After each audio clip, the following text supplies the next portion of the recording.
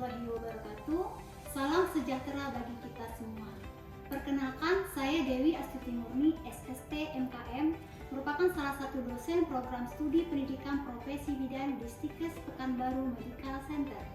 Video ini dibuat untuk melengkapi persyaratan dalam pengajuan sertifikasi dosen pada gelombang 1 tahun 2026, yaitu pernyataan diri dosen dalam unjuk kerja Tridharma Perguruan Tinggi PD UKT-PT dalam bidang pengajaran.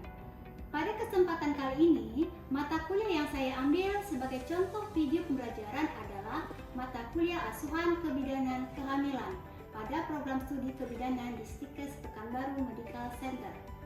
Mata kuliah ini terdiri dari 6 SKS, yaitu 2 SKS teori, 2 SKS praktek, dan 2 SKS klinik. Metode pengajaran yang digunakan adalah DAA, yaitu Delivery, Interaction, dan Assessment. Capaian pembelajaran pada mata kuliah ini adalah: pertama, menguasai konsep teoritis ilmu kebidanan, manajemen asuhan kebidanan, keputusan klinik, model praktik kebidanan, dan etika profesi. Kemudian, mampu menerapkan pemikiran logis, kritis, sistematis, dan inovatif dalam konteks pengembangan dan implementasi ilmu pengetahuan dan teknologi yang memperhatikan dalam menerapkan humaniora yang sesuai dengan bidangnya. Kemudian mampu mengaplikasikan ilmu kebidanan dalam menganalisis masalah dan memberikan petunjuk dalam memilih alternatif pencegahan masalah pada lingkup asuhan kehamilan.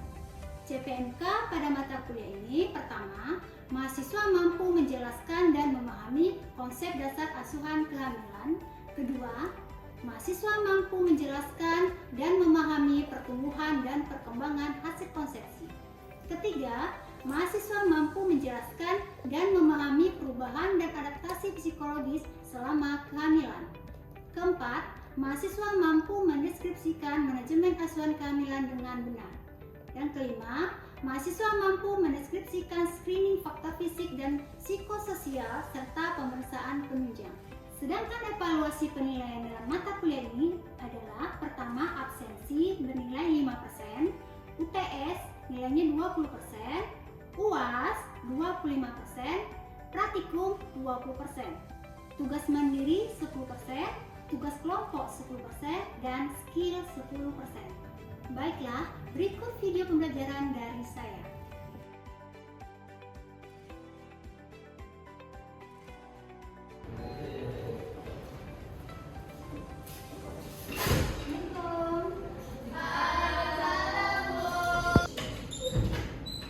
Assalamualaikum warahmatullahi wabarakatuh. Waalaikumsalam warahmatullahi wabarakatuh. Selamat siang semua. Siang, Bu.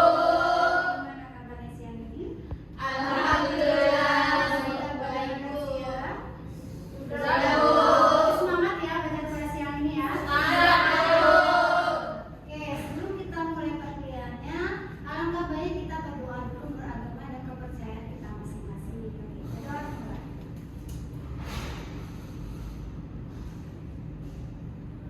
Berdoa selesai. Oke. Sebelum kita mulai perkuliahan, jangan lupa isi absensinya ya masing-masing untuk pertemuan hari ini. Oke. Hari ini kita akan bahas tentang kesejahteraan janin. Oke, pada pertemuan ini nanti kita akan ada 2 sesi, ada teori dan ada diskusi kelompok. Sebelum kita masuk ke materi, saya akan menyampaikan capaian pembelajaran. Apa saja yang harus didapatkan mahasiswa pada pembelajaran sore hari ini atau siang hari ini. Pertama, mahasiswa menjelaskan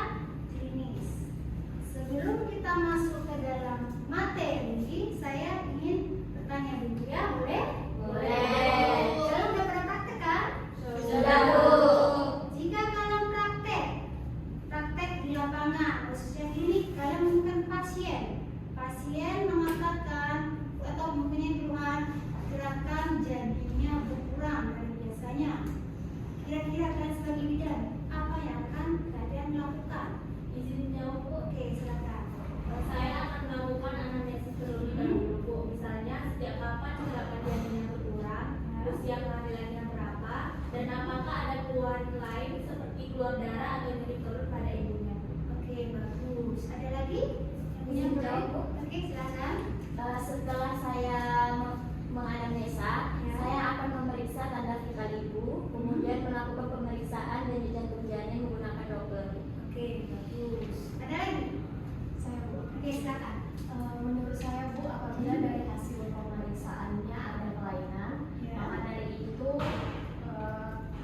denyut jantung janin yang tidak normal atau gerakan yang tidak stabil, maka dari itu ibu diharapkan untuk dirujuk ke rumah sakit untuk melakukan pemeriksaan selanjutnya atau seperti pemeriksaan USG gitu, Bu. Oke, bagus ya. Jadi kalau misalnya kita melihat kasus seperti ini, kita harus menindaklanjutkan evaluasi dan pembinaan. Oke, kita masuk ke materi.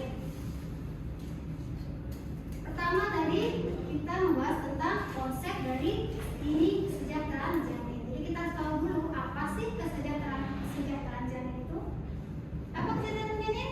Serangkaian pemeriksaan yang bertujuan menilai kondisi kesehatan janin di dalam rahim sehingga gangguan seperti hipoksia atau asfiksia dapat dikenali sedini mungkin. Ya, jadi screening kesehatan janin itu adalah serangkaian pemeriksaan yang bertujuan untuk menilai kondisi janin. Jadi dia terjadi hipoksia dan asfiksia. Tahu hipoksia?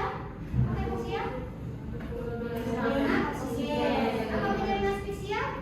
Kalau hipoksia, jadi Hah? dia orang berkurang sini lalu kandungan. Ya. Asfiksia, Ya, malah yang pada lahir kurang lahir. sini. Oke, bagus ya. Jadi apa tujuannya screening ini? Tujuannya yang pertama itu memastikan janin Memperoleh oksigen yang cukup. Yang kedua, Mendeteksi gangguan pada janin sedini mungkin. dan yang ketiga, Menentukan waktu dan cara persalinan yang paling aman. Jadi ada 3 tujuan utama. Kira-kira sampai sini ada pertanyaan? Ada paham semua? Oke, kita lanjut ke slide kedua. Di sini kita lihat indikasi. Indikasi itu apa? Pada pasien yang bagaimana kita lakukan pemeriksaan screening ya. Pertama yang pasien yang hipertensi, kemudian ada diabetes, Mellitus. ada pertumbuhan janin terhambat, ada kehamilan lewat waktu, ada oligonuria, kemudian ada kehamilan ganda, dan ada penurunan berat badan. Oke, kira-kira kenapa pada pasien ini perlu dilakukan screening? Saya bisa jawab. Saya, Bu, Oke, silakan. karena resiko terjadinya oksigenasi pada janin itu lebih tinggi dibandingkan dengan kehamilan normal. Oke, bagus ya. Jadi pada pasien-pasien ini lebih rentan terjadinya gangguan oksigen untuk si bayi. Oke. Udah paham semua? Oke, kita lanjut pada slide berikutnya. Jadi kita lanjut ke metode screening. Apa saja metode untuk pemeriksaan screening? Pertama, bisa menggunakan menghitung gerakan janin. Ya, itu nama metodenya apa? Metode Goldberg. Kapan dilakukan? Jadi dihitung ya setiap hari. Jadi gimana dia ibunya? Disuruh ibunya menghitung gerakan janin, merasakan gerakan janin selama 2 jam. Berapa? Berapa? Minimal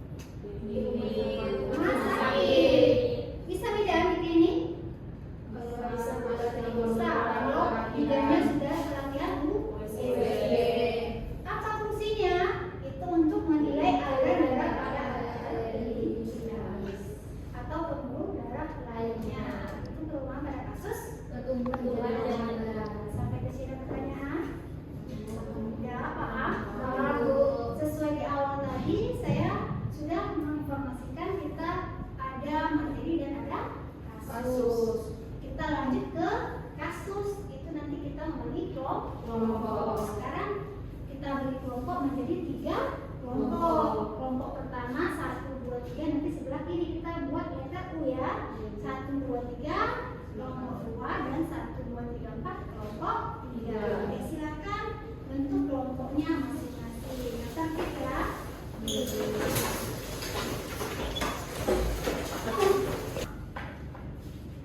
Oke, di sini ada studi kasus.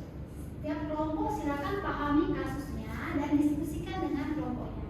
Oke, coba dipahami kasusnya. Ini ada kasusnya, nanti ada beberapa pertanyaannya. Sini ya. Jadi tolong didiskusikan.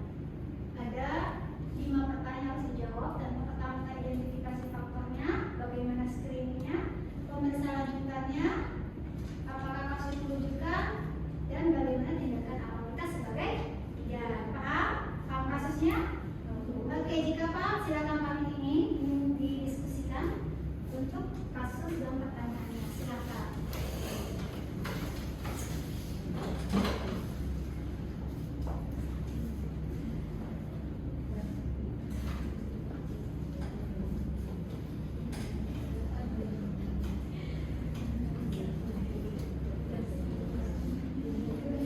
Waktunya sudah habis ya, untuk diskusinya waktu sudah habis.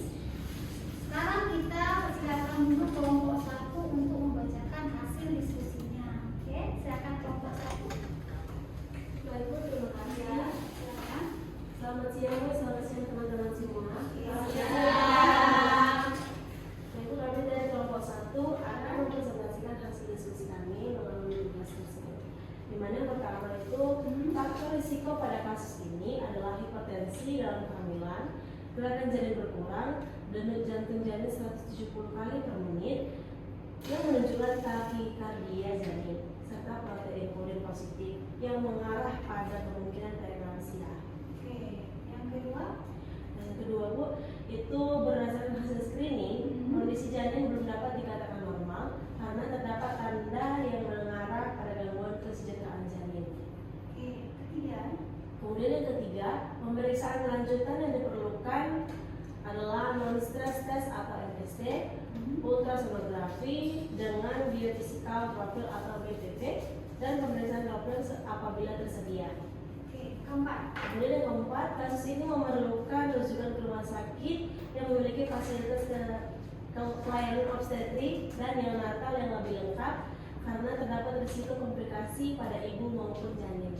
Oke, yang kelima. Kemudian yang kelima, tindakan bidan sebelum merujuk adalah melakukan stabilisasi kondisi ibu, memantau tanda vital dan denyut jantung janin, memberikan penjelasan kepada keluarga mengenai kondisi ibu dan janin, menyiapkan surat rujukan, serta memastikan transportasi yang aman menuju rumah sakit. Demikian hasil diskusi kelompok kami Bu. Terima kasih untuk Ibu dan teman-teman yang kami hormati.